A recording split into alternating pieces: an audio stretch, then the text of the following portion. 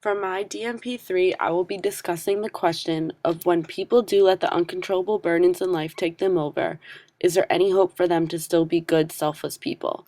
Which is an issue that I saw emerge after creating my DMP2. Starting with the story of Yvonne, we see two characters whom are overtaken by the cruel in life.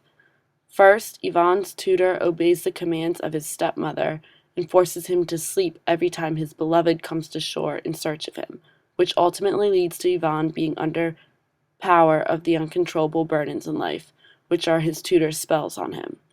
Although Yvonne triumphed over his uncontrollable problems, he did not necessarily do it in a way that made him a better person. He sacrificed his clear conscience for his beloved when he agreed to behead his tutor in order to make up for actions while he was under her spell. In the Magic Brocade story, we see both examples of the effect of uncontrollable burdens taking over characters. The two older brothers succumb to the burdens in life and give up on the quest to save their mother and take the money and run, while the youngest brother endures everything that is thrown his way, all just to save his mother. Ultimately, at the end, the older brothers are described as beggars looking on at the wonderful palace that their younger brother and his mother live together luxuriously, exemplifying a scenario where a person can overcome the burdens in life and continue to be a good person.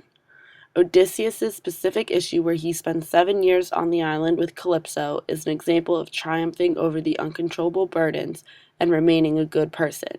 Even though Calypso promises Odysseus immortality for his love, he denies it in order to hopefully be able to return to his wife and son. She holds him hostage because of this, which is very much out of his control, but he just waits it out and hopes that one day he will be released to continue his journey home. A good example of the question being displayed on the local level would be thinking about rehab centers and places where employment options are offered to people who recently are released from jail or recovering addicts.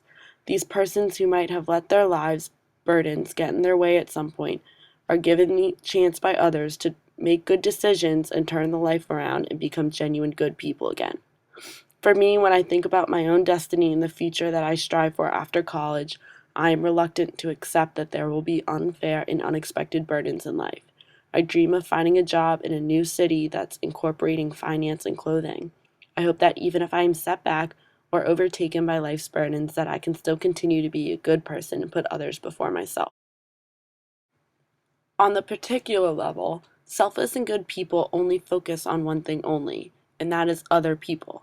They see the need and the hurt in others and are easily able to look past the potentially unfair burdens that life throws their way. Genuine people rarely get overtaken by the burdens they are thrown. They constantly are fixed on the good in life, and that by helping others, they too will have a good life of their own.